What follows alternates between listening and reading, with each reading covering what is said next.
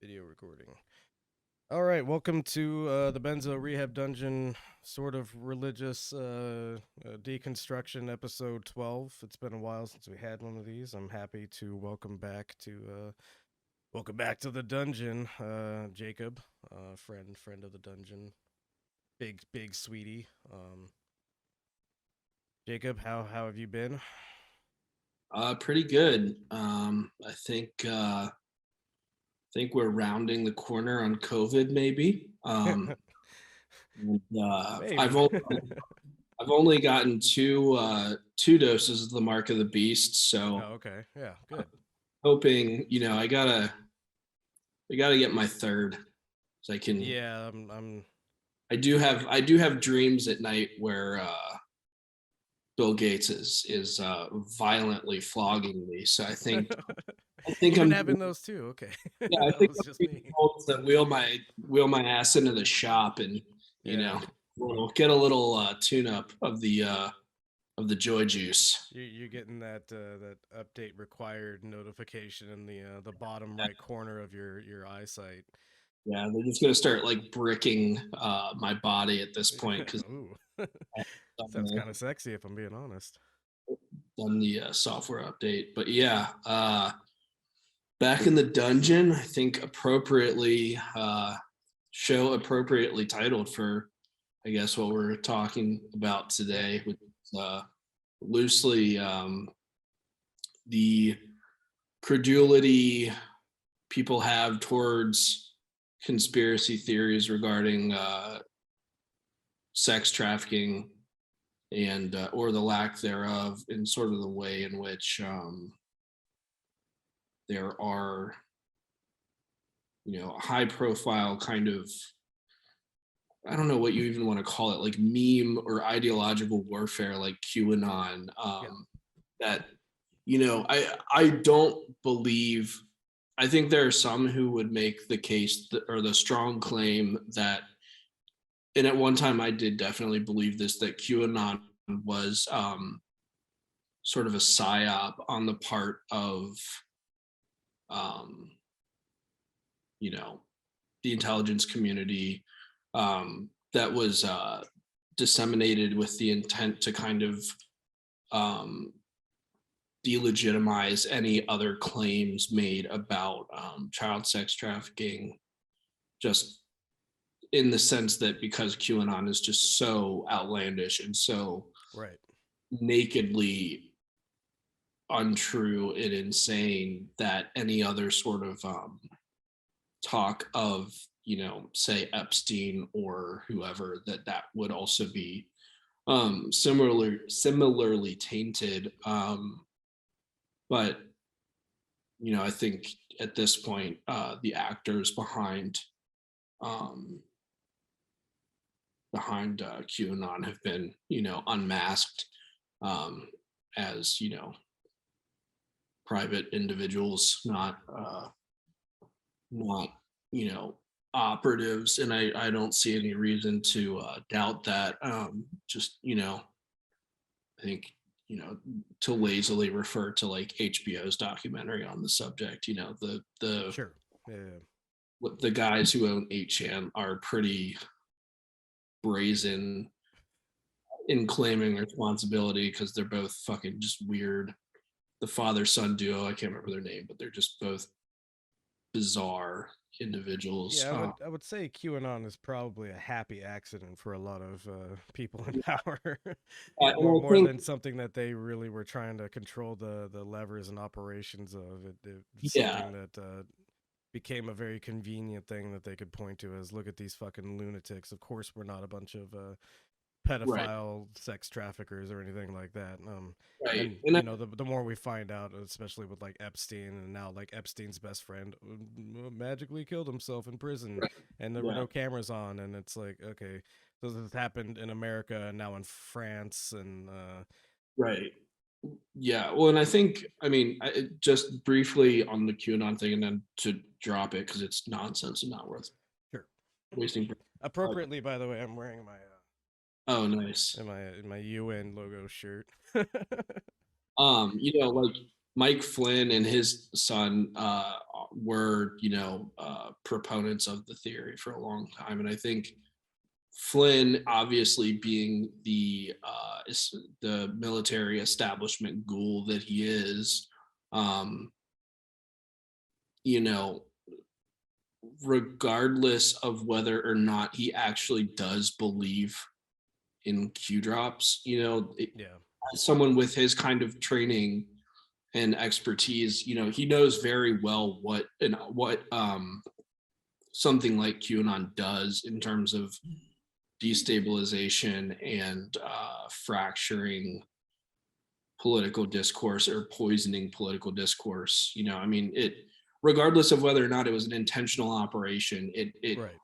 it still functions like a work of psychological warfare Hmm. because of the way in which it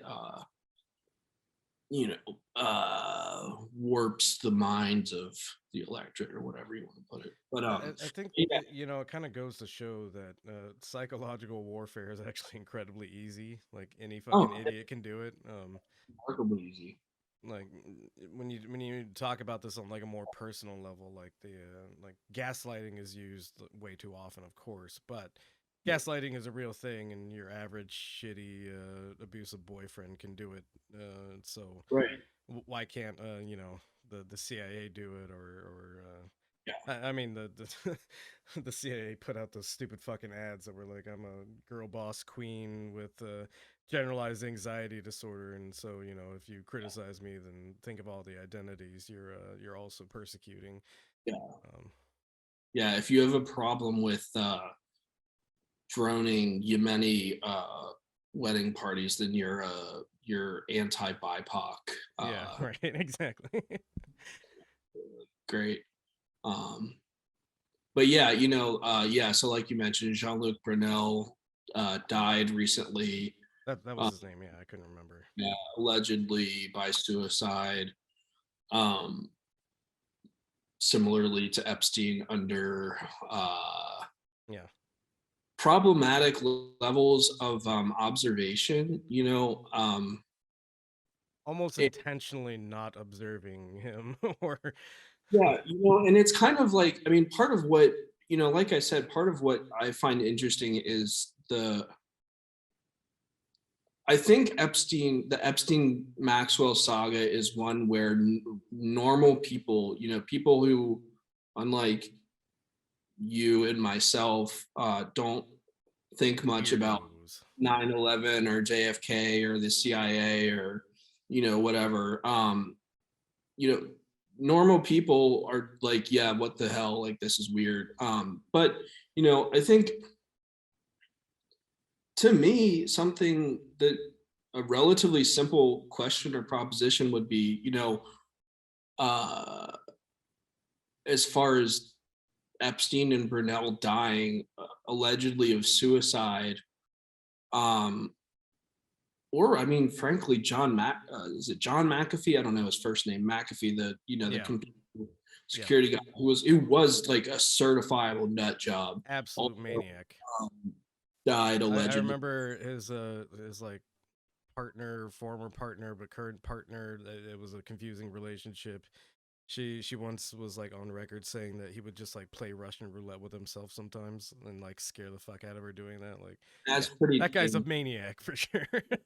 yeah. But it kind of is an odd fact that two elite sex traffickers killed themselves. Yeah, By which I'm like, in contrast, um, serial killers who wind up serving life sentences, white collar criminals serving life sentences. They're I not mean you they're had not offering themselves, and the difference obviously would be that in the with someone pulling a Ponzi scheme like a Madoff or something, there is conceivably a risk that they pose to other elites. But the fact of the matter is, Epstein was the Epstein and Maxwell were the pimps to the uber wealthy, the uber Yeah, powerful. absolutely. Um, I don't think that um, they should be. I don't think anyone who, I mean, to me, anyone who has been documented as being on Epstein's plane does not deserve the benefit of the doubt. That No. person, Yeah, like that's so clear. Like, I don't know anybody who does sex trafficking. I'm gonna go on record saying that if I know you and you're doing sex trafficking, please tell me so I can cut you better out of my life. better quit. Better Yeah, stop you better right. stop. I'm not gonna do anything to stop you, but you better change your act, Bucko. Um, no, you hang out with some like, and yeah, the plane like manifest, like the passenger manifest. If you were on that fucking plane, you fucking know. There's no way you can't. I mean, you're flying to the fucking pedo rape island. Everybody knew what that was. And that's not even mentioning yet, Maxwell's family history of being Mossad. Her Yeah, father Mossad, her sisters. which a joke I always make about Mossad is, you mean Jewish CIA? Yeah, well, I mean, yeah, and it's they Sorry, do have. I should say Israeli CIA, not Jewish. Yeah, yeah. Not anti-Jewish or Do anything. an anti-Semitism, bro. Yeah. Um, I'm anti the state of Israel because it's bad. yeah, same. Um, but I think to me it really does make much more sense, frankly, that those are just pieces being taken out of play by executing them rather than incarcerating them. Without a doubt. And I think what'll be interesting to see with Maxwell is, as far as I know, I I believe. think that's why, honestly, like, because Maxwell is an outlier here in that she hasn't been killed yet. and, Yeah, and and I think it really just goes back to her family ties, and she's kind of yeah, got protection because of that. And like, these are dangerous, weirdo, creepy people who will kill anyone and everyone basically, but they weirdly still have like allegiances. And I mean, it's just like, mob sort of boss mentality where, like, hey, you were my buddy's kid, and I can't do that to you. yeah, Um, like a whereas woman. whereas Epstein was just some guy that managed to get rich off of being Yeah, a skeever and a fucking grifter that was like dealing with money all the time. I think he was. I mean, I don't even think. I think he was positioned into that, though. I mean, in terms of his. I mean, yeah, he didn't come from like meager background or anything like that, but he was largely an outsider to the wealthy class. Yeah, And then yeah, and then he managed to find himself in a position where he was working with very rich people. So yeah. But I guess I think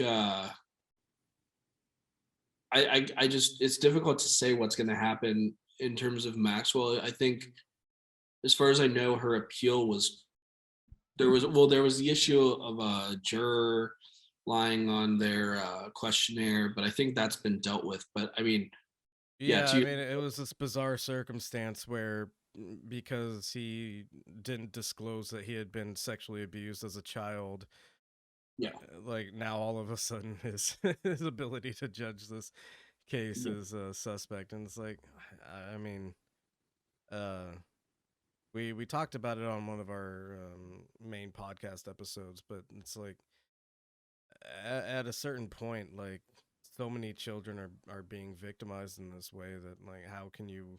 yeah. How are you gonna? Yeah, Yeah, so either you know somebody who went through it, or you went through it yourself. yeah, Yeah, there's no way to be unbiased sort of observer or jury in this case. And that doesn't delegitimize what the jury thinks. yeah, If anything, if it's something you've experienced, like because I grew up in a very abusive household, and I kind of have this like sniff test where I can just like smell when something's wrong in a situation, and I can go, no, no, no, I recognize the smell, Yeah. and it's telling me that this is a bad situation. And I think that that's got to be something that exists with people who are victims of sexual abuse as children. They have that Oh, same sort of sense of things. yeah. Yeah. And I mean, I think, there's, in terms of impartiality, I don't think, speaking as a layperson, not, a lawyer, but I know a relatively decent, I think, amount about how trials work. The impartiality doesn't mean you're disregarding your experiences. It's just that it has to be sort of bracketed or subsumed to applying the law to the facts, because you are entitled to use your life experience to evaluate. But yeah, I guess yeah, I think part of her protection too, in terms of not only who she is, but I think she's controllable in the sense that because I guess the theory that I subscribe to is definitely that she was the handler, not or rather that she was more likely than not the actual intelligence operative, not Jeffrey Epstein. Yeah, I mean, So- it seems like the way it worked is she would be the female face that kind of introduces herself to the girls, and because they're both female, then they have this kind of trust that's assumed or yeah, whatever, and yeah, they kind of work it in that way that eventually it's a trap, of course, but yeah. yeah. Uh, but I mean, I think it's reasonable were someone to say, okay, of these three people, Epstein, Brunel, Maxwell, do we kill all of them? One of them, two of them, none of them. It makes sense that she would be the one It's like left it's alive. like fuck Mary kill, but it's like keep Yeah, alive, exactly. kill I, kill. I think, I think she's the least likely to dime on anyone because it's like it's it's like I think she probably understands the code of silence better than Sure, people. yeah, yeah. Um, but so even aside from Epstein, I think the what's I guess notable about that network is that there's obviously no well, not maybe not obviously, but there's not any overt religious aspect to it. Like they're not being these women are not being trafficked for their adrenochrome or Right, whatever, yeah. or to some deity. They're just being not just they're being trafficked, as in sexual slavery essentially. But then there are also like Epstein had that weird temple thing, and then also he's got all sorts of weird apparently he was very interested in transhumanism, and like Bizarre. futurism and trying to Yeah. extend life and all this stuff, and uh and Maxwell's one of her sisters is a Peter Thiel Ooh. associate, which I don't know necessarily that he is invested that much in transhumanism, but you know Silicon Valley tech figure would be a resource Yeah, for that. he's a weirdo conservative tech valley guy. Yeah, but I think I think there's I think part of the reason that I think there was on the sort of tinfoil hat end of the spectrum, the conspiracy inclined end of the spectrum. There was this sort of sentiment regarding the Epstein saga that it was not talked about or was not being adequately talked about in the media. Um, and naturally, the explanation was that, well, it's just not prudent to essentially bite the hand that feeds and Right. go after the rich. But I think also, like, there's just not really a whole lot of that is true. But as a function of that or related to that, you can't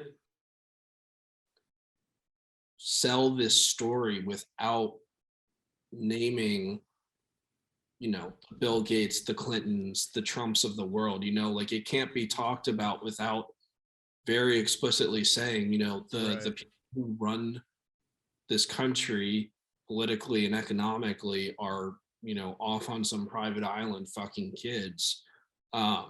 So whereas, most like prior sort of sex trafficking scandals um, could be talked about because their salaciousness was acceptable. It didn't pose a risk. Like there's, Nexium, which I don't know if you're familiar with Keith Raniere. No, I'm not. No. It was basically an MLM style organization where he what's interesting about him, I believe he actually his family was like a Boston Brahmin, blue blood type. I think he came from old money, but he had a sex cult where he was branding women, like literally branding women. Jesus. He's in prison, and then Allison Mack, who I think was on like Buffy or something back in the day, was a lieutenant of his, and she's also now in prison. And these are all on sex trafficking charges.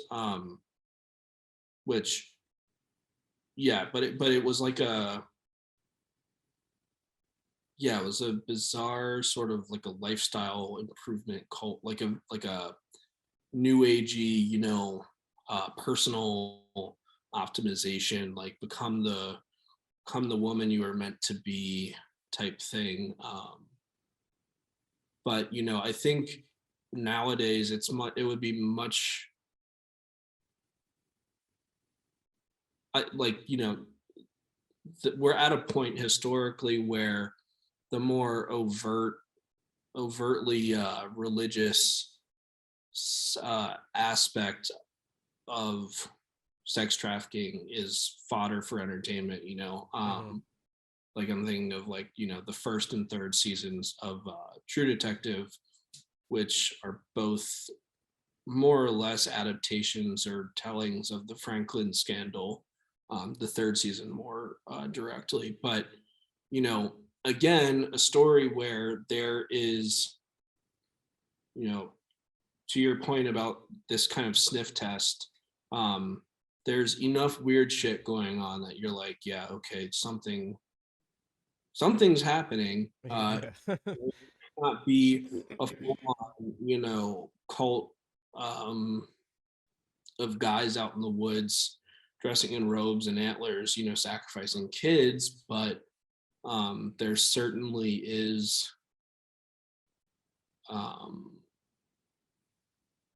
I don't think it's unreasonable to assume that there is a market for trafficked children. I mean, Yeah, and you see this. This is going back to the kind of people that are involved in this.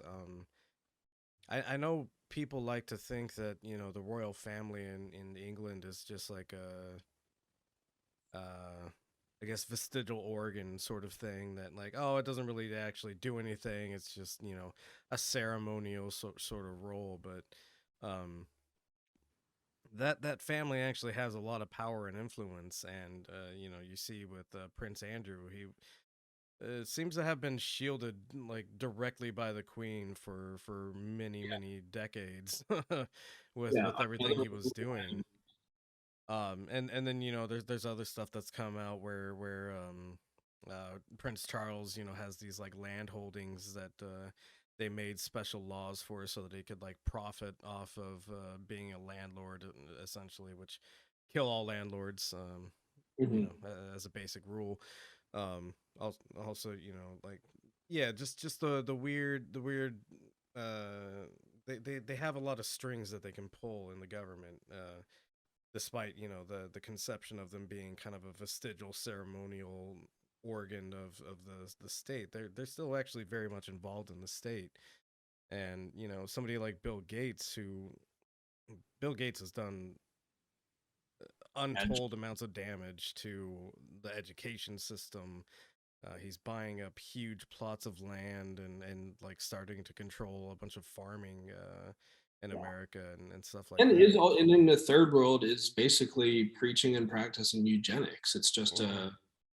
It's like the compassionate conservatism of the Bushes. It's a Yeah. compassionate eugenicism. Right. Yeah. And I mean, it's kind of, it's also just kind of like if you think about like the stereotype of the nerd. I mean, of all the people who are like, who would be who I if someone told me like, yeah, that guy fucks kids, Bill Gates, I would 100% believe because he's a computer geek. Yeah. Like, for example, there was the case of Operation Cathedral in the UK, which started with a US based investigation out in California. But Operation Cathedral involved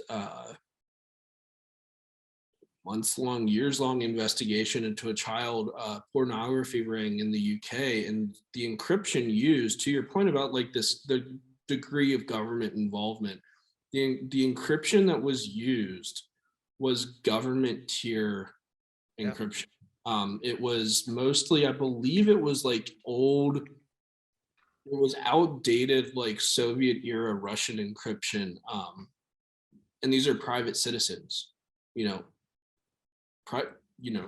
quote unquote private citizens doing this. Private citizens that just happen to have like militarized encryption technology. Yeah, and I mean, like, I think there's a certain degree to which something like encryption, uh, can be improvised, or it's not exactly the right word, can be done by a private citizen in a manner in which, say a private citizen cannot build a Kalashnikov or an AR by them, like by their own hands. You can obviously do a ghost gun and order parts and all this, but Yeah. you can't just like go into your garage and be like, look around and see what you have and put together a rifle in the way that some, you know, uh, It takes a lot of infrastructure to make something like that, and it's yeah. weird that a random Whereas, person would have that. a private citizen can have the expertise very conceivably to do this level of encryption. But I guess, taking a circuitous route as we typically do. But the point really is, it's like the it's curious that there is less outrage about this. And I do really think that, you know like it's actually kind of ludicrous to think, you know Twitter can be lobbied by the government to boot Trump, and yet, 4chan aside, or QAnon aside, 4chan and 8chan are used to disseminate like all sorts of crazy shit. It's entirely conceivable that they would be, and I'm not advocating that they should be or should have been shut down by the government, but it's entirely conceivable that it would have happened. Um, I just don't think that, you know, the it was allowed to proliferate because it served a purpose. Um, I think part of the problem for the deep state to use that term, you know, to mean what it means, not Trump. Like, it's again unfortunate that that term has been. Yeah, and maybe briefly I can just say, the deep state was a term that was coined to describe Turkish like politics essentially, which is where you had the above ground state that was actively working in Yeah. politics or whatever, and then you had the deep state, which is all the moneyed interests that were kind of influencing all the above ground state actors. And this is true in America, of course.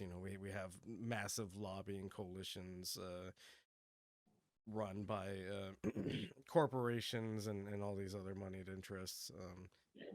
So the deep state is real, but it's not like it's not like Obama is still actually the president and running everything. It's all these moneyed corporate interests and all the weirdo sickos that come along with them. And it's also worth mentioning Peter Dale Scott, the poet and historian, his book Deep Politics on the Kennedy assassination and sort of the long 60s and the role of the CIA. And I think, part of I think what differentiates the like kind of Trumpian right wing tinfoil hat usage of the deep state versus like what it actually was intended to describe and what it actually accurately describes or refers to is that you know the Trumpian aspect or use of the term sort of assumes, well, one, it assumes a partisan bent. um Yeah. It was assumes that there's this kind of like the liberal globalist whatever. um deep politics in the deep state are, one, not partisan, they're not globalist. Well, The it, what was also funny about it was like Trump used it as like they're trying to take away my power sort of thing, and that's the complete opposite of what the deep state is actually trying to do. The deep right, state wants to consolidate power so that all these unilateral decisions can be made. I think that is true, but I do think he was right to say that there were efforts to mitigate his agency, but that's because he was hostile to the intelligence agency. He was Right? uncontrolled by the Central Intelligence Agency. I think you know since JFK, every subsequent president has served at the pleasure of the CIA, not Without a doubt. vice versa. There was this joke that was going around when like Trump was really going after the intelligence agencies, and then like he kind of retracted a bit and like started being a little bit softer. And Mhm. the joke that was going around was that the CIA showed him a previously unseen version of the JFK assassination, like Yeah, a different angle of the it's not JFK an assassination. inconceivable. Yeah, it's like it's the Washington version of putting a horse head in someone's bed. It's Yeah, like, yeah, shape up or we're gonna fucking ice you. But uh, yeah, I guess the point though was that something like QAnon, even if it is not an operation conducted by an intelligence agency like the CIA, which would have, been the likely origin if it had been. It still serves their purpose.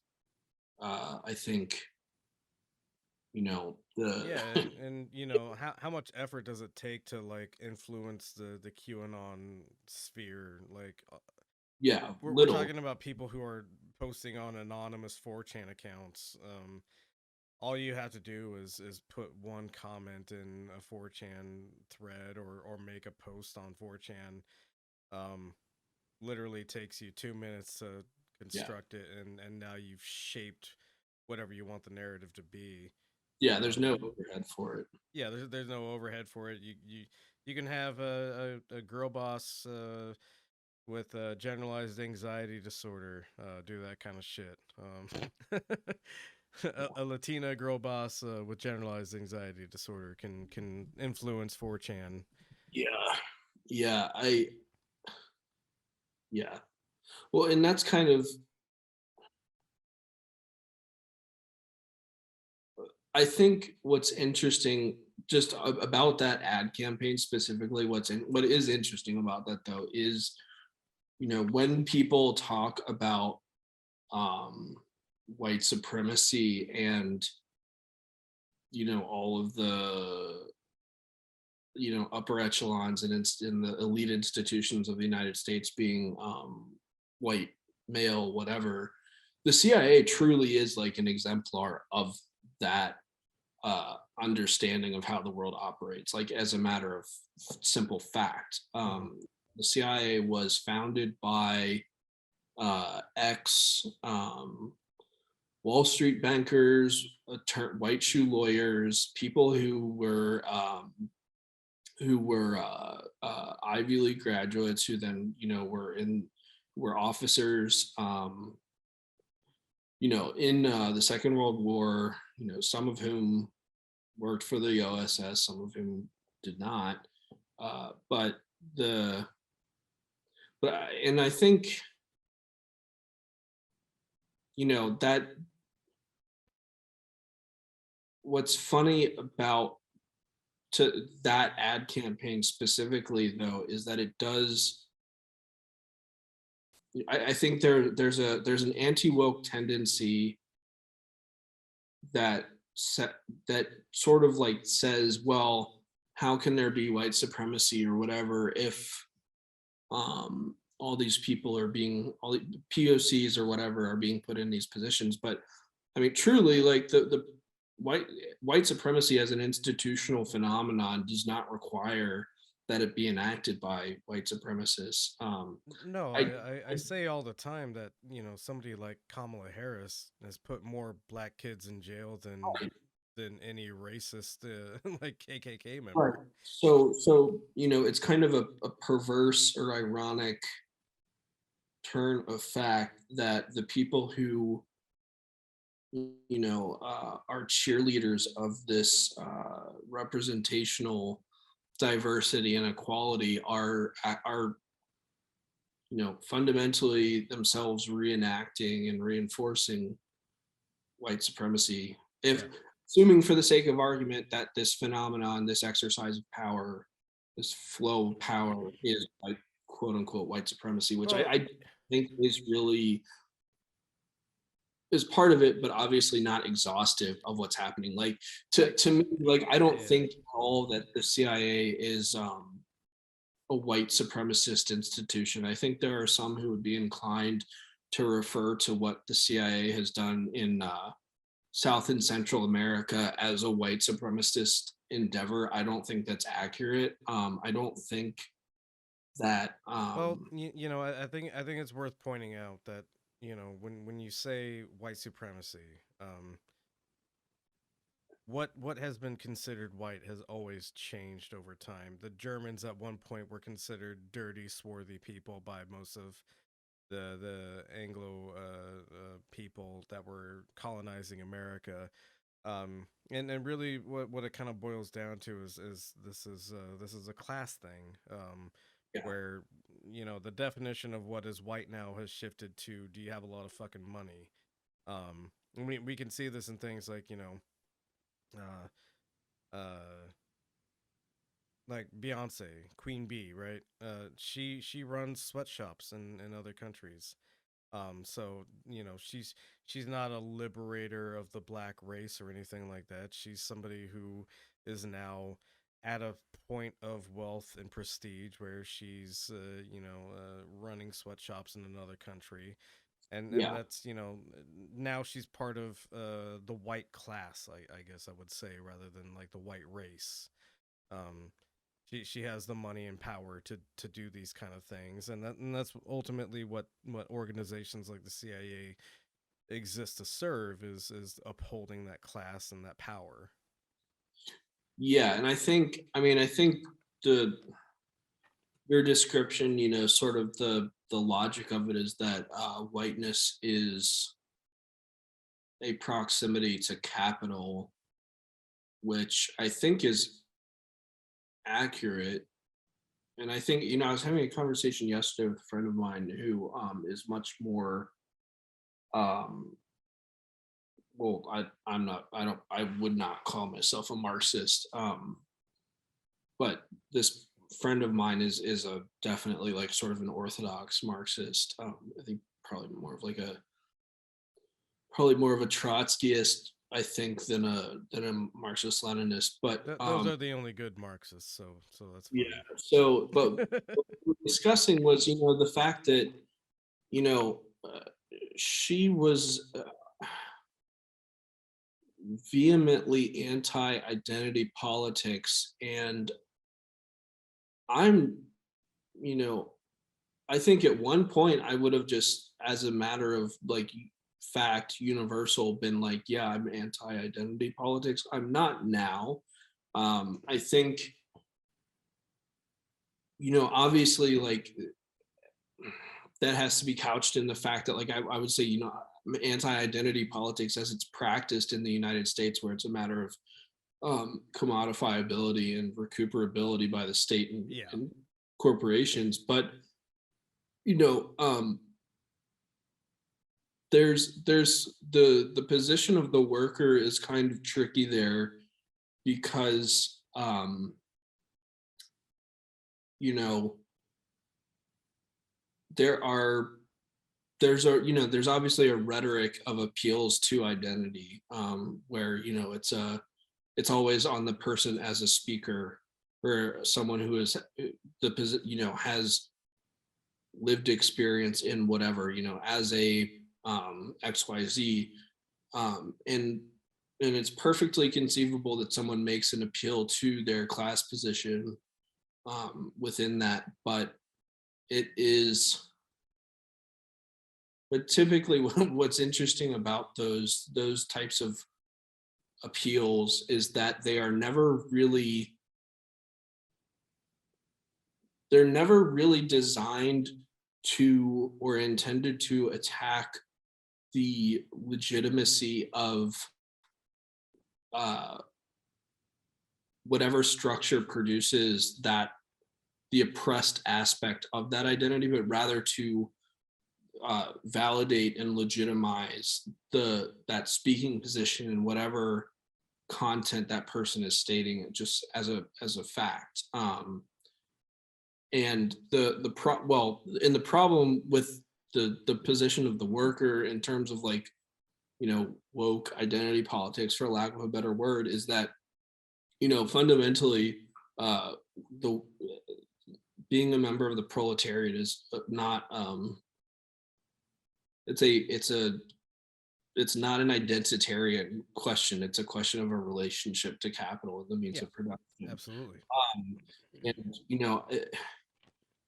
to sort of channel like an Adolf Reed or Walter Ben Michaels or Ken Warren type stance, in terms of the Americas, race has always been a tool or a prosthesis of capital. And this is sort of the factual crime committed by someone like Nicole Hannah Jones, where rather than ground her understanding of the transatlantic slave trade or the production of race in the history of capital, it's simply a question, an ahistorical question of the white hatred of the non-white, which is ludicrous. To your point, whiteness is a historically and geographically variable concept, and it's also a concept that is in of itself variably salient. To say that I think whiteness itself is a concept which is really only salient in American, I don't want to say only in American race discourse, but a European in European race discourse, it's much more national nationality origin or linguistic origin that is of issue, not the level of melanin in your Yeah, skin. I've been reading Black Reconstruct. Well, I've been listening to the audiobook of Black Reconstruction by W.B. Du Bois, and I can't read either. yeah, well, I drive a lot for my job currently, so it's convenient for me to just get it on audiobook and like listen to it while I'm taking a long drive. Right. Um, Du Bois is fat. Yeah, I mean, but yeah, you know, he talks a lot about. Well, I mean, it's obviously the Civil War and everything that follows. The lead up into it, during the Civil War. Um, it's a fun read if you want to accidentally learn to hate Abraham Lincoln, because it yeah. turns out that Abraham Lincoln was not pro abolition or anything like that. That's something that he came into like over the course of the war. Like, oh hey, we can actually use the black man to kill these insurrectionists. Um, but you know, to you know, talk more about the point of what like whiteness is considered to be. There's a point in the book where he talks about this, and it was one of the first battles that black troops were used in combat by the North, and um, all of the like military commanders were like awestruck by the fact that, you know, black men could also be militarized and also like kill and stab and maim the enemy, with more fervor than the white troops, in fact. And the Mhm. reason being, of course, because they were like motivated by not wanting to be slaves anymore. um but that's like where the concept of and I think this ties into the concept of what America sees as whiteness. But the idea was that, oh, the the black man is a man, Mhm. Yeah. just like any white man is, because he's able to act militarily in this way and follow orders and take positions and, you know, conduct himself martially. But Yeah. Well, and like, I mean, just to hone in on the man aspect of it too, I think the white supremacist conception of gender as it applies to black Americans is that it is basically, the to refer to it as a binary just for the sake of argument, and as it was treated historically, the black men and black women were both these sort of exaggerated versions of, at once sub or non-human yeah, on that conceptual axis, but then on a gendered axis were exaggerations of um, whichever gender category they would have fallen under, to the point of being not non-binary in the sense of being neither male nor female, but right. like male or female par excellence, where obviously there's the trope of the black man as hyper violent, there's the black woman as hypersexual, there's just this kind of degree to which they're a screen for what the white, the whiteness is this sort of genteel, polite, waspish. It's it Hmm. truly is. American whiteness is waspness. It's For sure. this this staid Victorian, uh, you know, just That's another interesting thing that that W.B. Du Bois notes in Black Reconstruction, which is um, immediately following the war, where you now had a bunch of freedmen who were getting involved in politics and kind of shaping the way that the South was being rebuilt. Sorry, I'm still recovering from a cold. This is the longest cold I've ever fucking had. It's not COVID. I don't know what it is, but like I don't know. I've been sick for like 2 weeks. It's fucking crazy. Um, Really interesting. but I mean I feel fine except for like I just have a cough here and there. But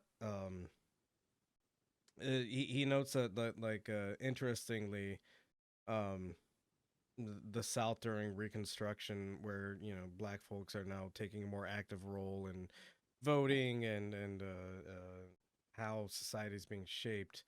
Um, like twice as many churches started being built down there, like um, and stuff like that. And so, it ties back into the as they became more aligned with because capitalism was still the mode of economics at that time. um they embraced the religious aspects of everything. To a lot of black folks in the South, the Civil War was like the revelation coming true, where everybody's free now, and Uh-huh. all that sort of Yeah, stuff. yeah, an apocalypticism. Yeah, Yeah. yeah. Well, and I mean, there's not really a an analog in white religiosity. I think, obviously, I think white evangelicals are. I mean, white evangelicalism is a death cult Without a doubt. in the sense of their Zionism and their beliefs about what will happen in. I was having a conversation again where I was talking about this the other day, and I referred to it as Israel, and somebody corrected me and said Palestine. And, look, They're it not wrong, but you're not wrong because yeah, Israel is in power. yeah, and I mean, Israel itself as a term is just problematic because it is. Yeah, I mean, just bringing back my grad school vocabulary. It's polysemous. It means multiple things. It refers to multiple things. But in terms of Zionists, it refers to a territory. White evangelical Zionism specifically, refers to a territory. Um, White evangelical Zionism is itself anti-Semitic. Their Of course. understanding of the apocalypse is, the Battle of Harmageddon, and something like 2/3 of Jews will be engulfed in flames because they don't take Jesus as their Lord and Savior, and the other Yep. ones do, and blah blah blah. But and I think I've said this before on these episodes, but white American evangelicalism is, obviously there are non-white evangelicals, there's non-white born again Christians, but fundamentally the history of evangelicalism in this country is the history of white supremacy, of white resentment, of establishing in the same way that Judaism, like biblical Judaism, and the arising out of a tribal culture amidst a surrounding population that was you know ethno-linguistically distinct from the people that would become the Jews, and religiously distinct. uh, there's the question of covenant, and in terms of white evangelical Christianity, that covenant is not miscegenating. um, Whereas, I think in Judaism, it's much more about an observance of divine law, whereas in Christianity, it becomes a question of mixture, like literal mixture, like physical, sexual mixture. And so, yeah, and that yeah, I think, obviously in our own conversations, I've been pretty clear about my stance. Evangelicals, not a fan. I think they're bad people. Yeah. Um, but On record, evangelicals are bad. They are bad. They're bad. They're a danger to democracy. They Oh, without are a doubt, yeah. they are Well, and also, bringing the conversation back to the CIA. It's weird, but the CIA loves recruiting Mormons for some reason. yeah, yeah. And I think it's because they have this apocalyptic I think also view of the world. I think Catholics as well. Yeah, no, for sure. Yeah, I don't, yeah, but I think I mean, in terms of, Mormons and Catholics theologically are very different, obviously. But I think what they share though is, the a very strict actual like infrastructure. Whereas, Protestantism is so diffuse and anarchic, even though, right. so there's, the Southern Baptist Conference or Lutheran government. A Delusian might say that it was a deterritorialization that was immediately reterritorialized. Yeah. Right. Yeah. Yeah. I think you could maybe say that. Yeah. You Man, can I haven't maybe say that's very kind. I haven't read the news in so fucking long, man. I'm staring right at difference and repetition. But yeah.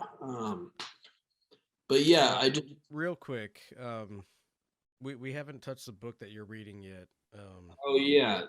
We're like an hour in, but I need to refresh my drink, and I think I saw you're basically out of your beer. I'm out of my beer. So let's take a minute break and then come back. Sound good? Yeah. All right, cool.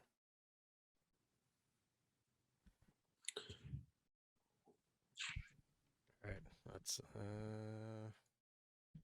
okay. We are back from peeing in each other's mouths. Tasty. Yeah. Electrolytes. If it's good enough for Bear Grylls, man, it's good enough for me. Yeah. Mama didn't raise no prude. Yeah, so the book I'm reading right now is it's Dave McGowan. It's Primed to Kill, or Programmed to Kill rather, the politics of serial murder. Which, it's interesting. It has uh some issues common to this kind of literature. One second. Where, another prominent example would be Russ Baker's Family of Secrets, which is about George H.W. Bush's trajectory through the CIA, his involvement in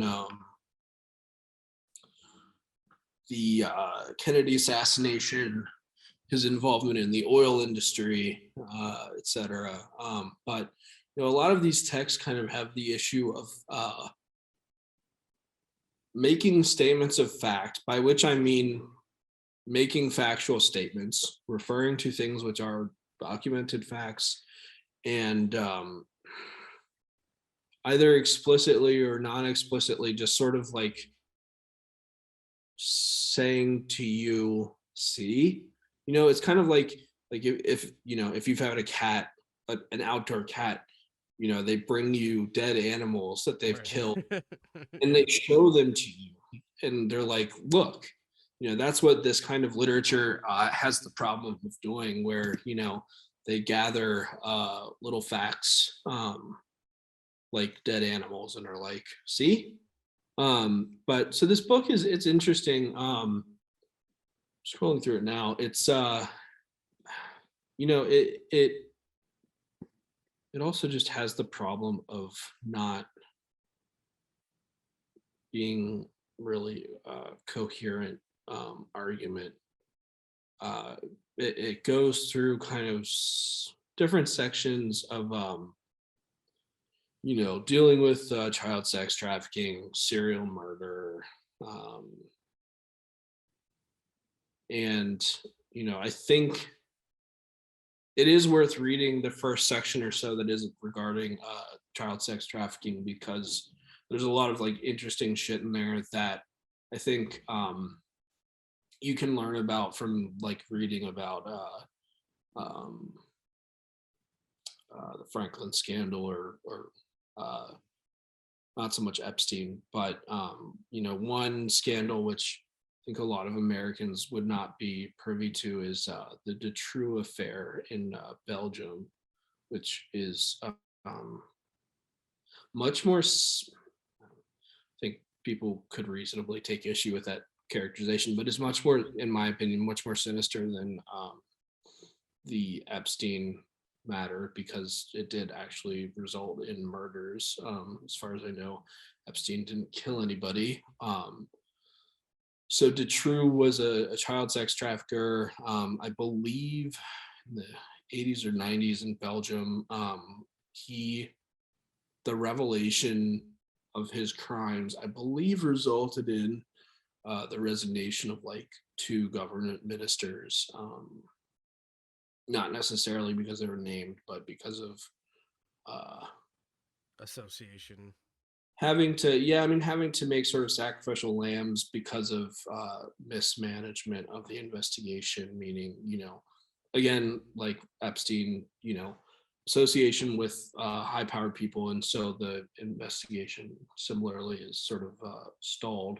Just as Epstein, again with Epstein, worth stating and reminding people, when he died in the MCC, he had been out and free for over a decade because of a sweetheart deal. He had been Yeah. caught already. It wasn't Yeah, it was a I I just believe. pulled up my Google so I could. It was Jim Acosta, right? Yeah, I think so. I know it Or was a James Acosta. yeah. Um, you know, but the the book, it deals with Alexander Acosta, sorry. yeah, yeah, Jim yeah, Acosta is a reporter right, yeah. who probably has not I don't think he's but diddled. yeah, probably hasn't diddled kids. Never. Um Um, would be unlike reporters to do that. but yeah, Alexander Acosta, the former Secretary of Labor, basically gave this like sweetheart deal to Epstein for really no reason except for Literally, yeah, like there's no reason for him to have done this except for they were on friendly terms with each other in some way. right, yeah. And I mean that truly is like what is so wild about all of these cases is that there is always a question of logical conceivability and why would this happen this way.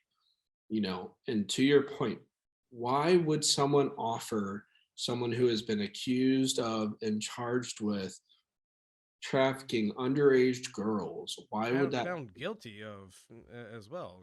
yeah, why would that person get a sweetheart deal unless it is, in the deal maker's interest to do that, or they're being told to. But anyway, so the book also, it goes into kind of it draws on the Manchurian Candidate and MK Ultra, and talks about basically the CIA's history of and interest in attempting to create, mind controlled assassins by essentially taking people who are prone to dissociation and further wrecking their psyches Yeah. by means of drugs or ECT, I mean, or that's where we get a lot of the fun psychedelics from too. yeah, definitely. And I think, again, like in my comparison to the McGowan book to the Russ Baker book, there are kernels of truth. There are just sometimes these sort of fantastic leaps of logic where you kind of just have to go, or it's incumbent upon the reader to go, what, like, I don't, you haven't made that case, like, you've presented a fact and connected it to another fact, but your reading isn't much more credible than the official narrative. And I think, what's funny too is that the official narrative is oftentimes not, I mean, the official narrative is always a limited hangout, you know, like there are the limited hangouts, and then there is the official narrative, which is itself a limited hangout. There's always an acceptable range of truth that the state is willing to cop to. And Yeah, and it's usually on like a convenient time delay. Like yeah, and I mean, like, we'll learn 20 years from now, how much involvement the CIA had with QAnon. And at that point, it's like, oh well, who can you really bring to task over that? Nobody, because it's all a different organization of people now. So well, it's also, I mean, it's worth mentioning too, like vis-a-vis both QAnon and MK Ultra, that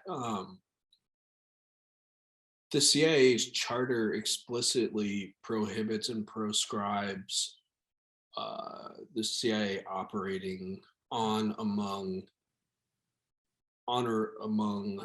U.S. citizens or U.S. borders, but it does that anyways. And this also, to revisit the matter of the deep state, um, the the CIA is something of an autocephalous,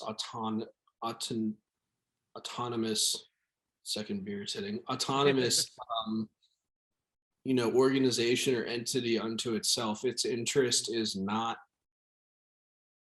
uh, you know, it's not in lockstep with stated foreign policy interests or the stances of the United States government. yeah, I mean that could be its own talk all by itself. It's, Yeah. you and I have chatted about this before, but the CIA is possibly like the most dangerous organization in the world, because it's just doing its own thing, and it has the implicit support of the American government, um, because it's an American government agency, but it's not really serving the American government, and it does whatever it wants. And because the American government relies on it for lots of things, the American government then has to like back it in all these like Right. wackadoo fucking things that the CIA does as like a rogue Yeah. agency. Yeah. I mean, excuse me.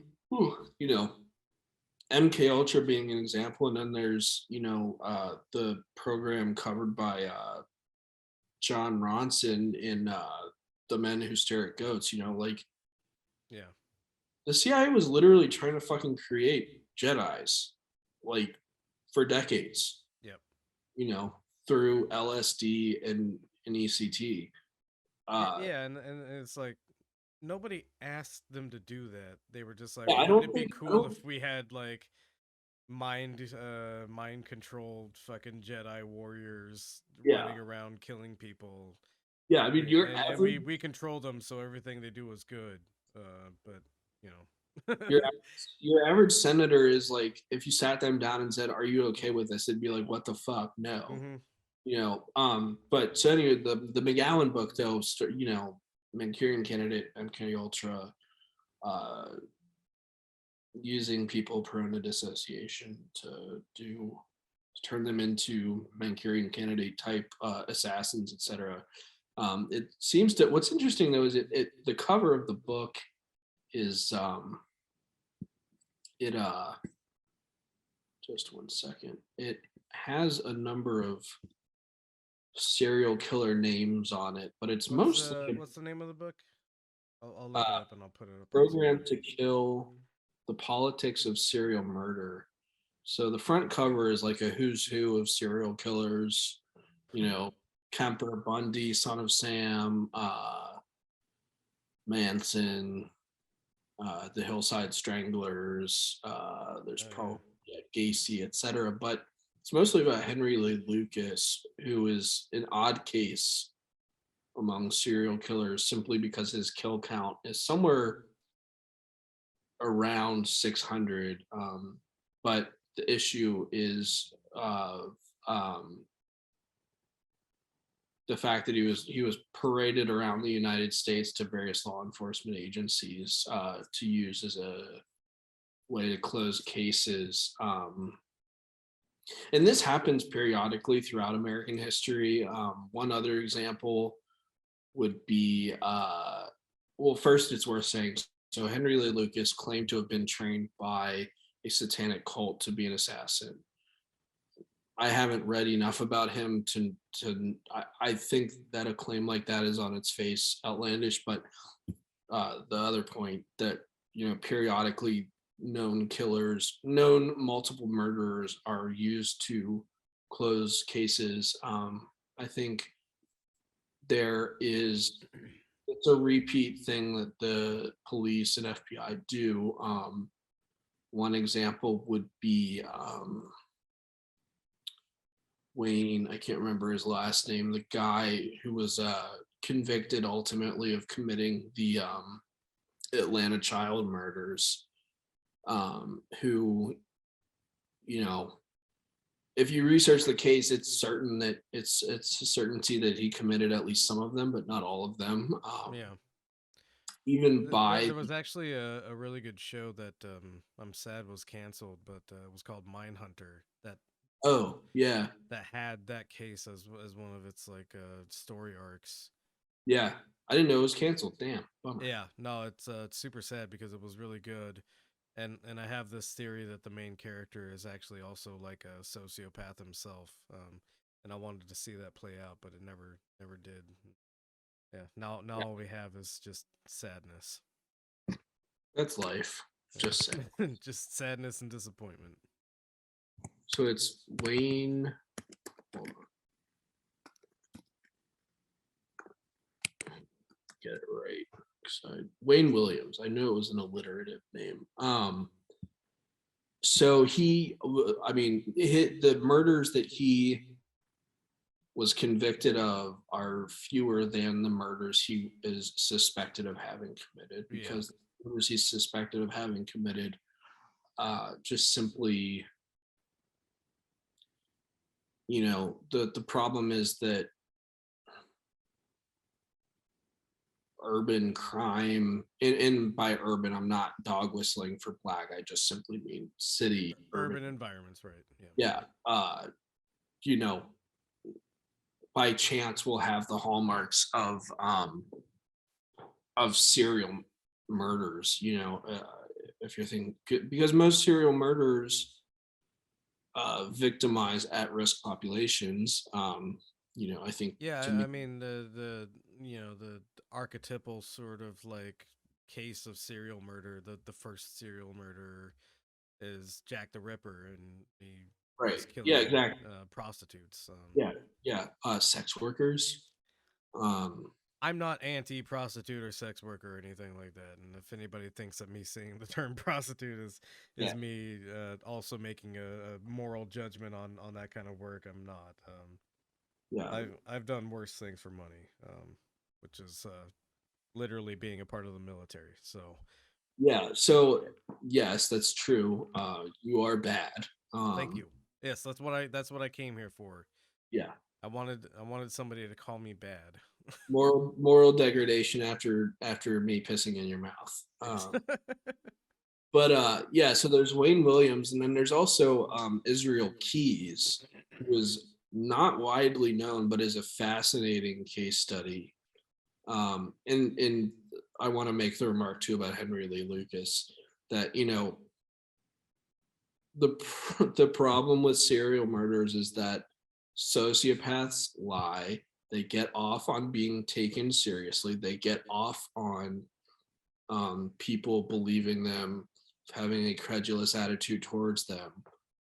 There are ways in which obviously you can use that to your advantage in dealing with people like that, because they're not immune to manipulation themselves. But if you've got someone dead to rights on a set of murders, and unfortunately in this day and age, this type of commentary is often deployed in the case of school shootings, don't say their name, don't glorify them, blah blah blah, and then in the next breath they're saying, John Doe killed 50 fucking kids or whatever, and it's like, right. all right, well, can't have, anyways,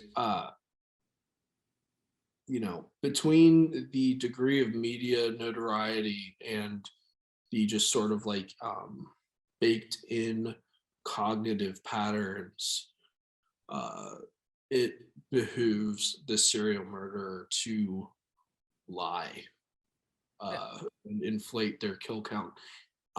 Israel Keys, have you heard of Israel Keys? Do you know anything about him? I am unfamiliar with this case, so please He's, enlighten me.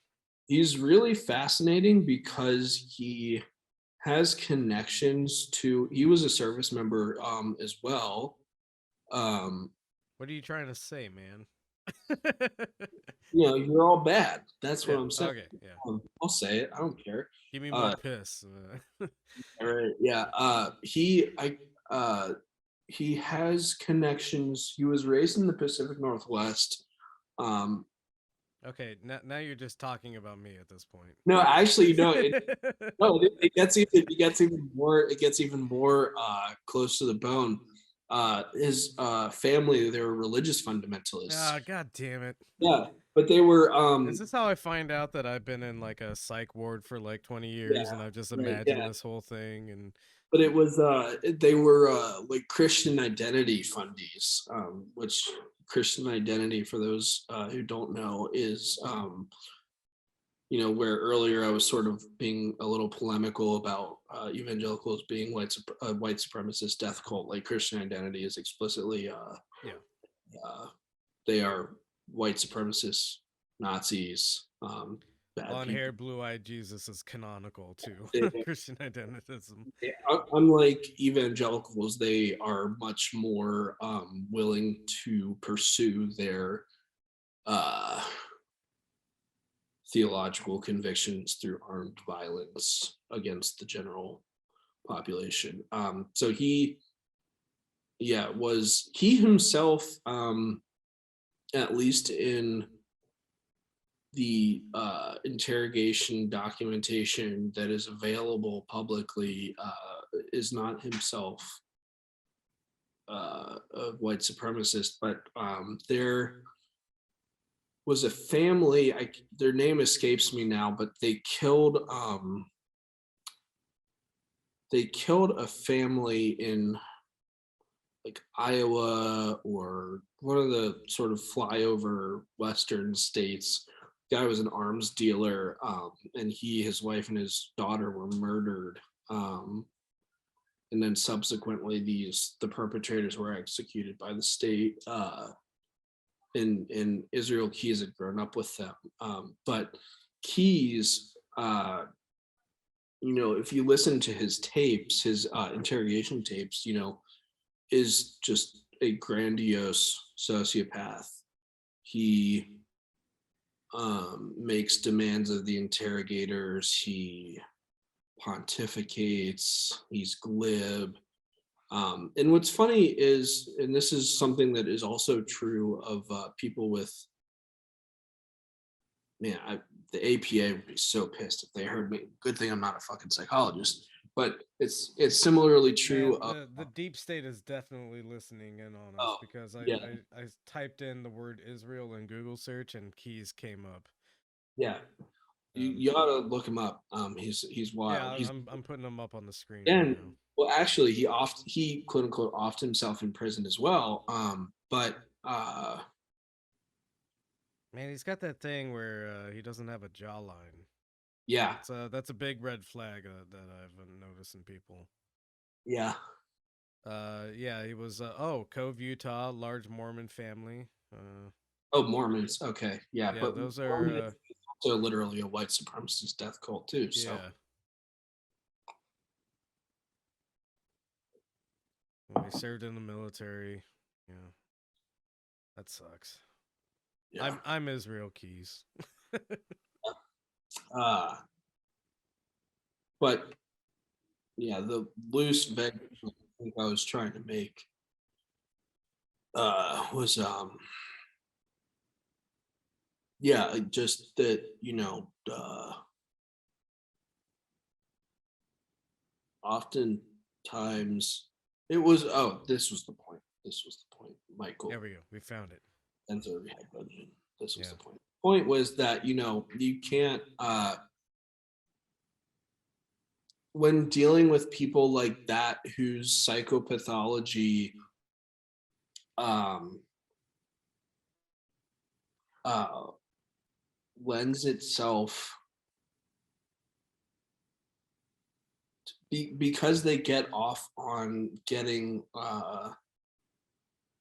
brownie points for being killers and depraved, and you have the state interacting with them in the manner of needing to solve murders.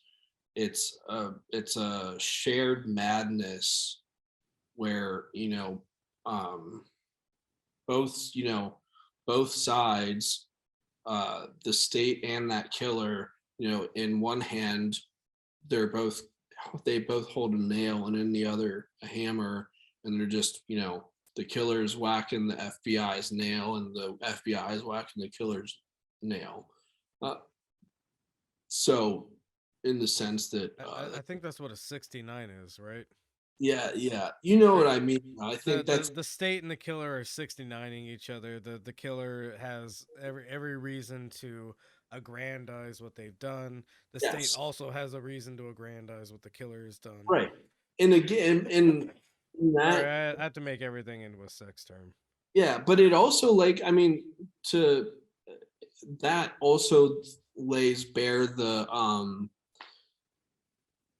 the nature of law enforcement, though, is that law enforcement in criminal investigation is not in the business of truth. It's in the business of just clearing that matter off Yeah. water. So I mean, the law enforcement literally creates criminals just by yeah, existing, and then they aggrandize whatever criminals do so that they have justification for existing. yeah, Um, yeah, or like more like a grandees. the grandees what? Grandees nuts. You got me. Yeah, I got you. You didn't know. You didn't know. I got you. Yeah, But yeah, I I didn't mean, willingly walk right into that.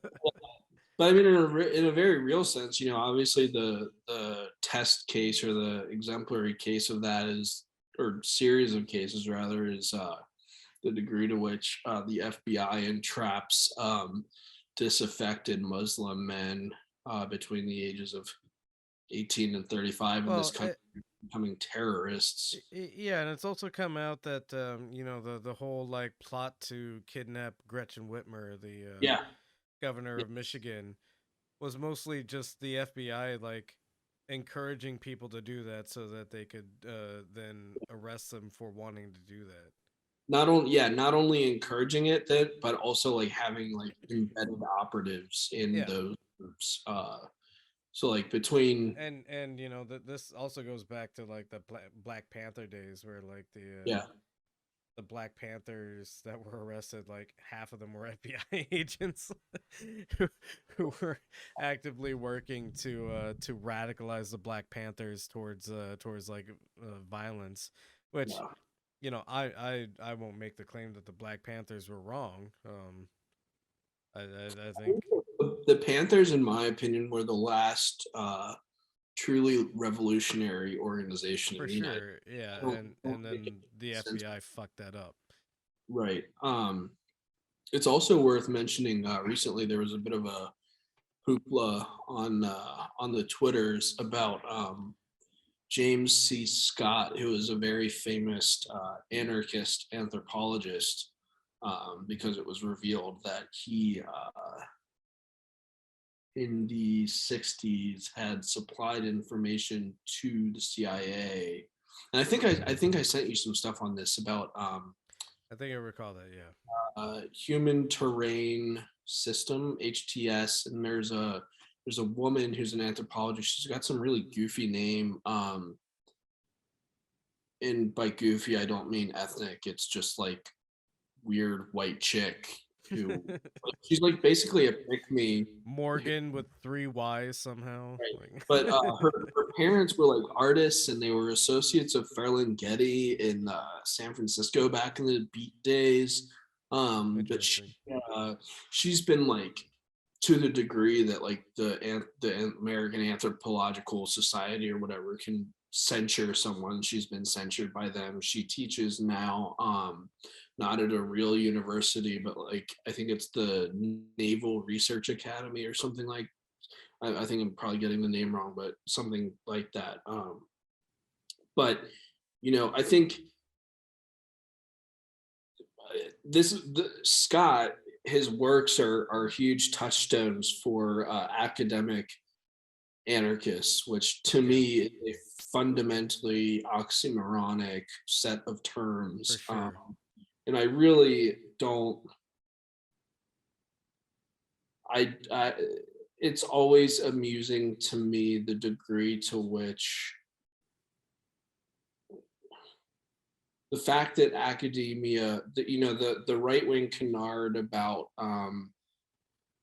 universities being sites of attempted indoctrination of kids into Marxism or something like that's not true.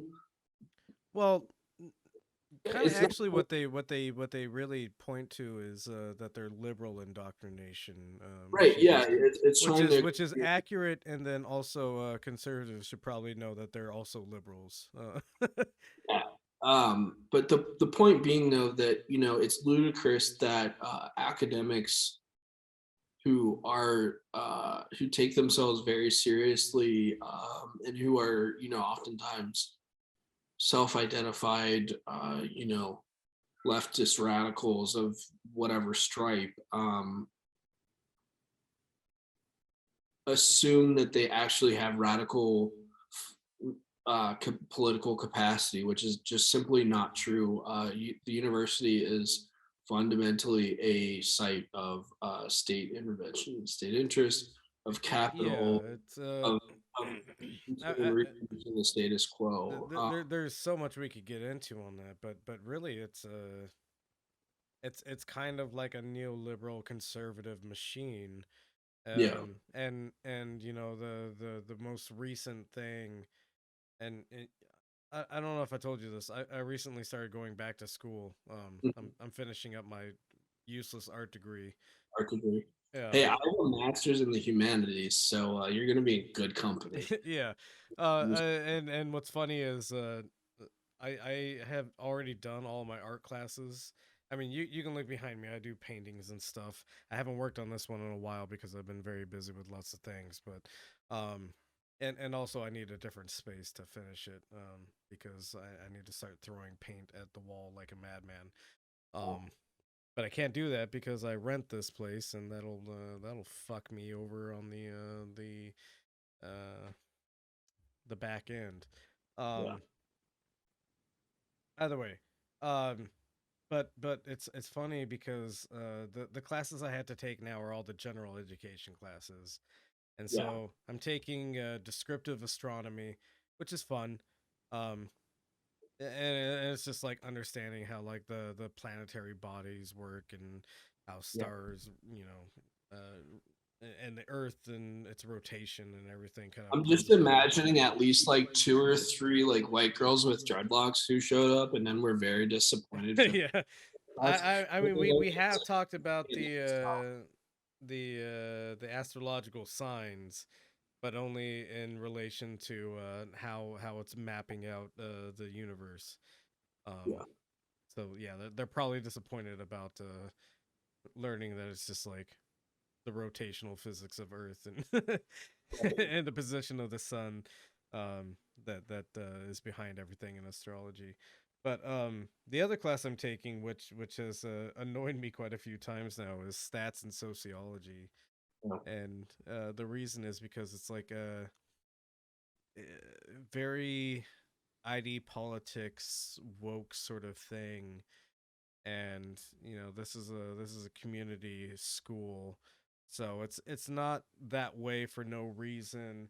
And the reason that I'm saying that schools are kind of like a sort of conservative neoliberal machine is because we've reached a point. We talked about it earlier where whiteness is no longer like an actual color thing anymore. It's kind of a class thing, and this is just an exercise in kind of consolidating the class understandings. Where okay, yeah, we have to start like admitting more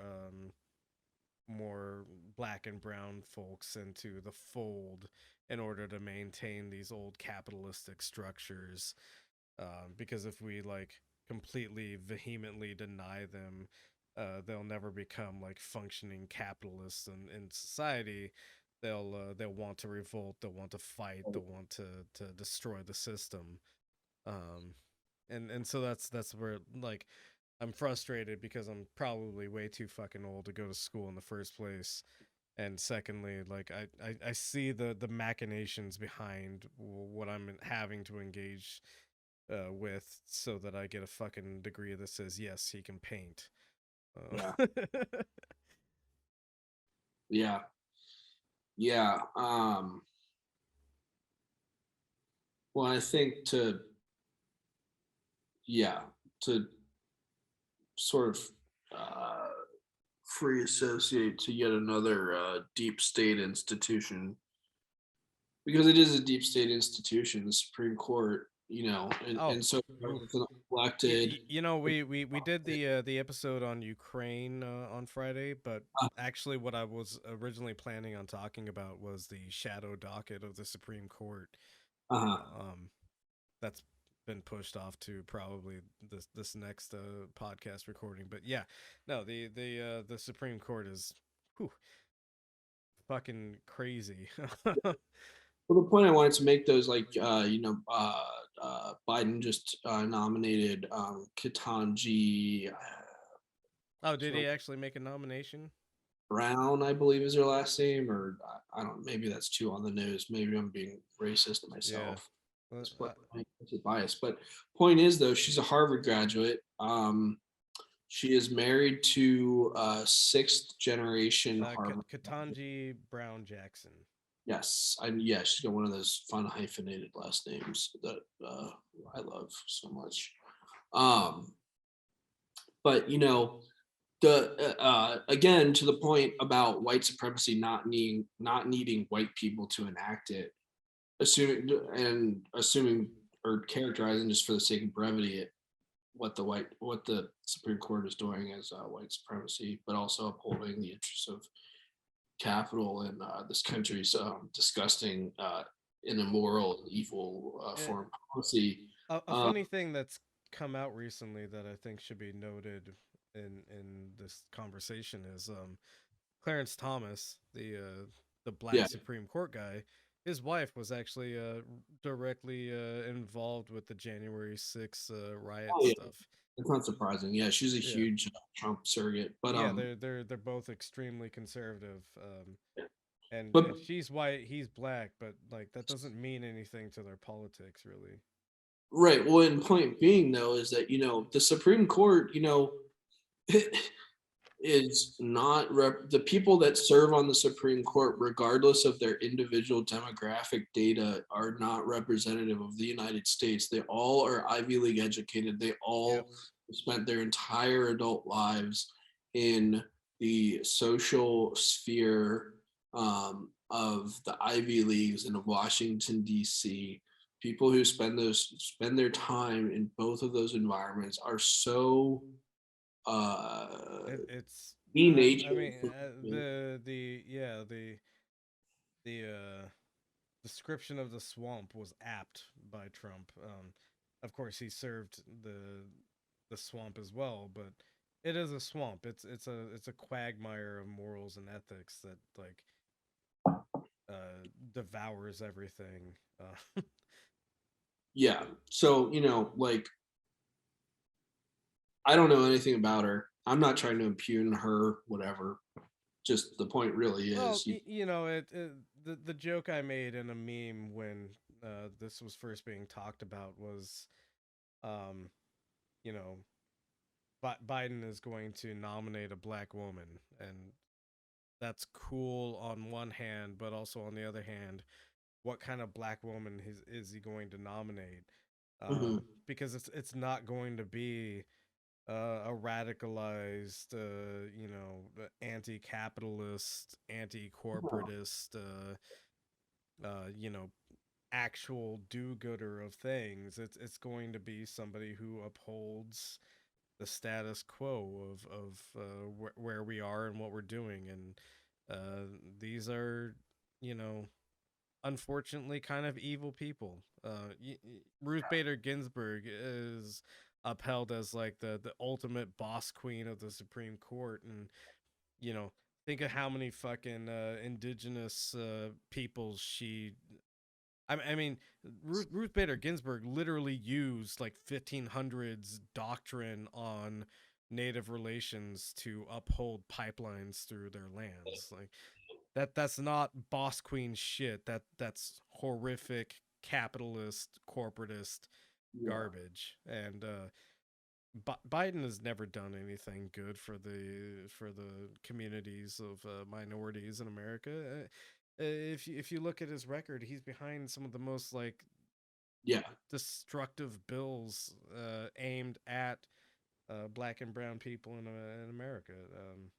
Yeah. So you know he can nominate as many uh, black women as he wants to the Supreme Court, but you know I will freely say this: they're all fucking Uncle Toms. That's Ooh. all they are, and I don't care. Ooh. Kamala Harris is an Uncle Tom. I don't give a Oh, shit. I will I, fucking say it. I will fucking preach it from the mountain. I will get stones thrown at me for it. I don't care. She is an Uncle Tom. She has put more people of color in prison than any fucking racist ever has. any racist? Well, maybe not any racist, but like any fucking like powerless racist that just like says the N word, you know? Yeah. Like I she's put more people of color in prison than Joe Rogan has. Let's say that. How about that? And you know, Joe yeah. Rogan of course is a racist and a dumb piece of shit, but Yeah. um he doesn't operate the controls, and he's not putting people in prison like Kamala Harris did. And Kamala Harris, you know, she maintained the prison industrial complex so that we would have more firefighters in California, who could never actually become firefighters because they had a criminal record. It was literally slave labor firefighters choking on smoke on the front lines. Like I said, I will gladly say that Kamala Harris is an Uncle Tom. Yeah. Sorry I if it's won't making you uncomfortable, but sign on to it just because I am a white piece of shit. And I'm not even going to. Yeah, I'm just gonna say I'm. and you know let's also put the caveat on it. Like you mentioned Adolf Reed earlier. Uncle Yeah. Toms don't really exist because you know black people aren't a monolith, and Right. um, you know Yeah. having black skin doesn't mean that you have certain politics or whatever. Yeah. But I do like the spiciness of calling someone an Uncle Tom. Yeah. I'm just not that brave. Uh, I have the advantage of brown skin and native heritage, so I can get yeah. away with a lot. I think. Yeah. Elizabeth Warren's your great aunt or something. I think is that where. Yeah, we come from the same tribe. Um, No, yeah. actually, I can trace my lineage back to the Apaches, which were mostly southwestern. Yeah. So I've heard. Elizabeth Warren is like Cherokee, and it's like, yeah, everyone is Cherokee because Yeah. the The one rape every. and the pillaging that you guys did. Yeah. Yeah. Well, cool. Sorry that I did all that. Yeah. It's question my life decisions, Yeah, but it's a. I'm 2 drinks in on a Sunday, where I've been drinking and playing this new game called Elden Ring. Maybe you've heard of it. Yeah, I have heard of it. Yeah, Yeah. I got the remastered Dark Souls a couple. weeks or months ago, and I'm not very far. I've cleared the undead berg. I killed the Taurus demon, but have not gotten farther than that. It's just not my play style. So yeah, but Elden Ring looks like it's a little bit more different than It's a good game. I recommend you picking it up. yeah. I re-downloaded Far Cry 6. Oh man, Is not good. no. It's a bad game. Far Cry 5 was excellent. The story was compelling. The gameplay was very good. Far Cry 6, the story is not good, and the gameplay is not good. So I'm very displeased with it. Sorry, man.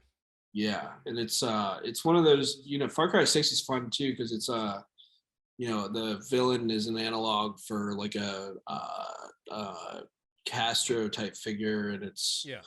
Yara instead of Cuba, and it's an autocratic, brutally despotic regime, blah blah blah, featuring Giancarlo Esposito as the dictator.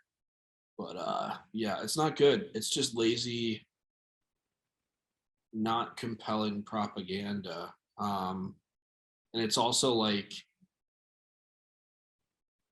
it's funny, like in the real world, anytime someone is trotted out in American politics or media as like a Cuban dissident, it's like, what you mean by Cuban dissident is a disinherited petite bourgeois Yeah. like farm owner. Like they're not a dissident, they're a rich person whose shit was taken from them. Right. Yeah. Castro power, you know what I mean? The Like the they're thing that like actually most Americans would want to happen, which is like reallocation of wealth right, and yeah, power, is what happened in Cuba, and all the Cuban folks in Miami are kind of the ancestors of yeah. And or so it's or the offspring of the ancestors that were owning everything, yeah, and that's why they're anti-Cuban, because it was like, oh yeah, they came in and they told me I'm not allowed to own the entire city anymore. I only have my house. yeah. But yeah, the game is just not good. And I've also been playing.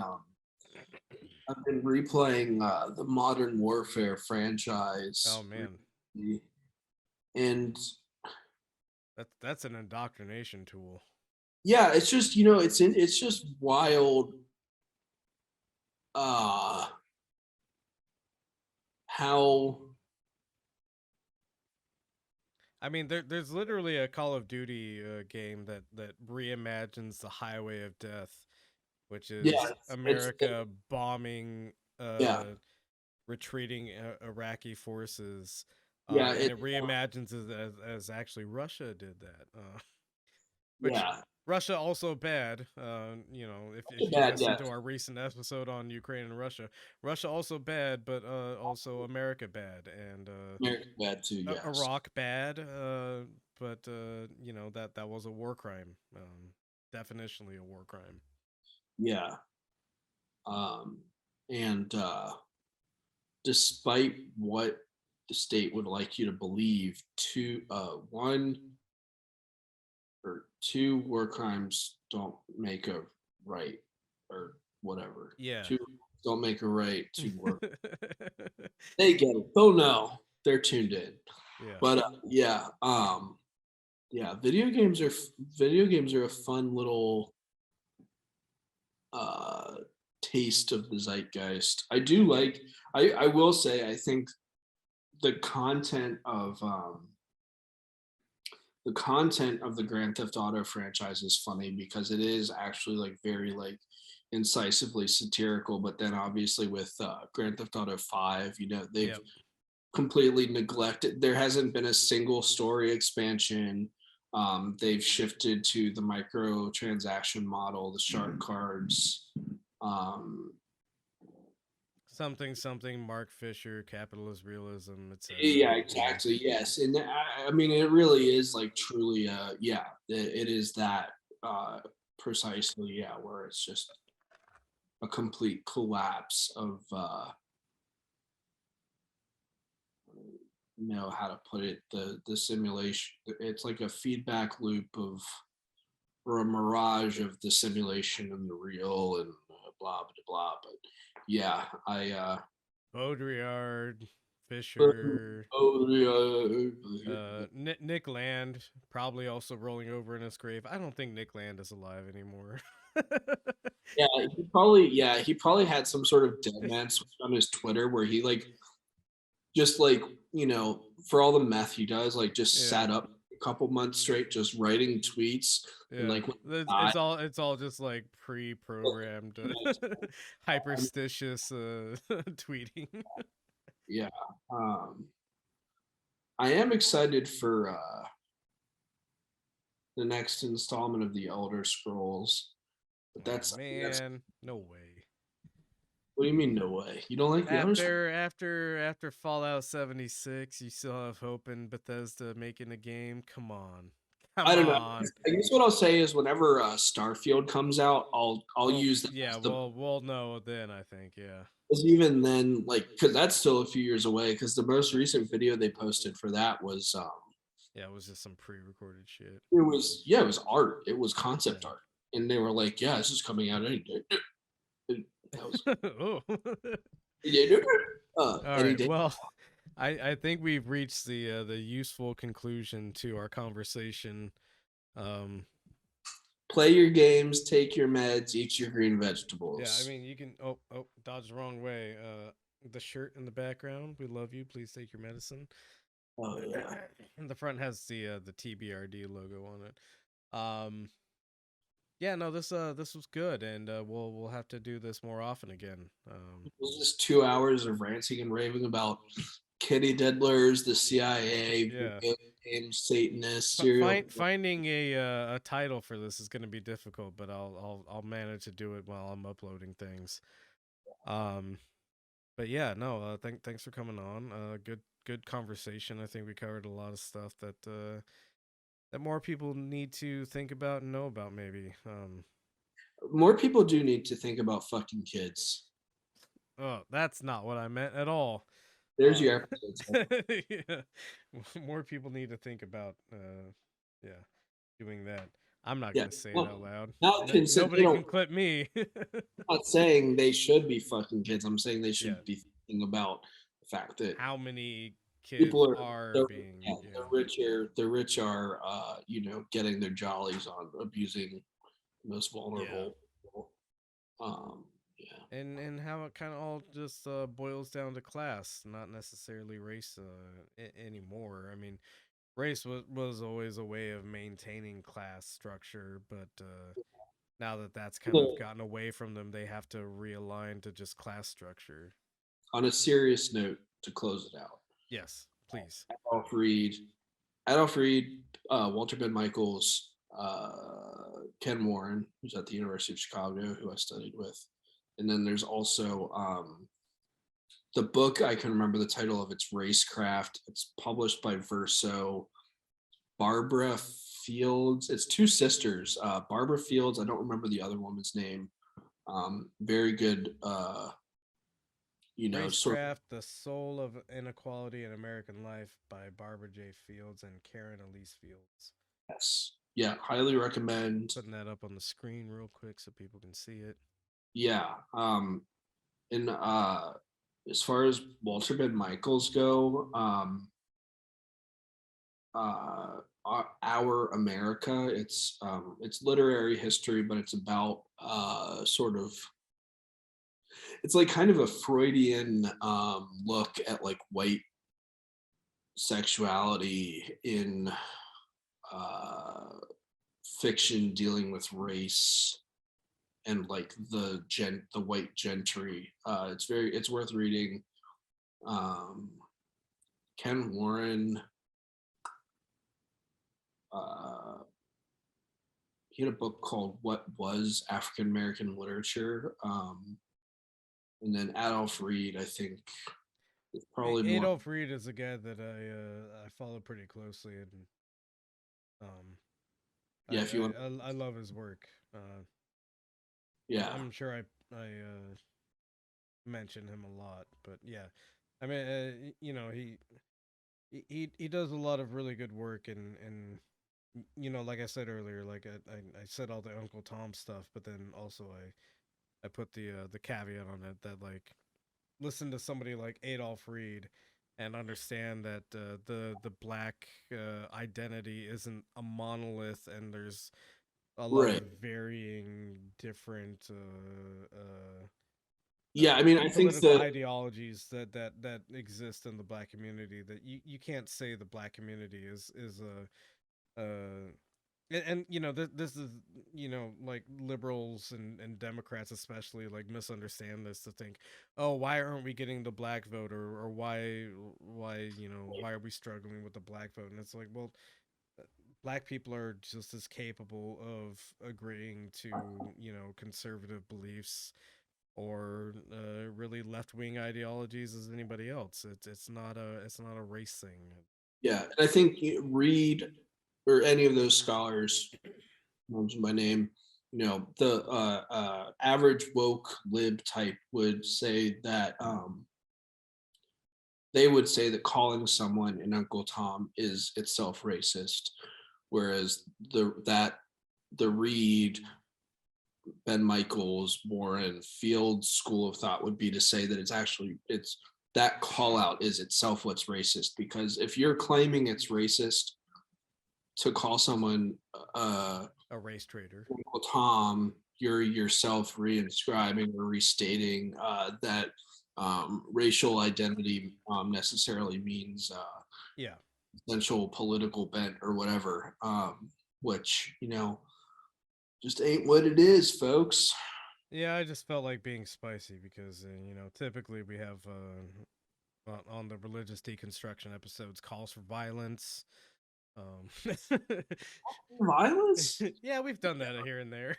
I've yeah, I've urged people to murder their children, I think. Yeah, here and there. But yeah, it just felt appropriate for me to go off like that. But Yeah. yeah, thank you for coming on. Hopefully we'll do this maybe next week or the week after. Um, Yeah, and I mean, now that Super Bowl happened, football's over. I became a oh yeah, I you were became a you were following football. who played in the Super Bowl this year? Can you tell me offhand? Yeah, it was the Bengals, which was my team, versus Shut the up. Los Angeles Rams. Oh And fuck. the Oh, you Bengals, actually watched it. Fuck. the Bengals were fucking robbed in the last minute by fucking bad calls. Wow, that's really interesting, and I care. We'll Sports. have to do a whole episode on that. I love All right. sport. Um, as always, we love you. Please take your medicine, etc. Yeah, Burp that. into the microphone. Yeah, Nice. this guy's Um, dudes.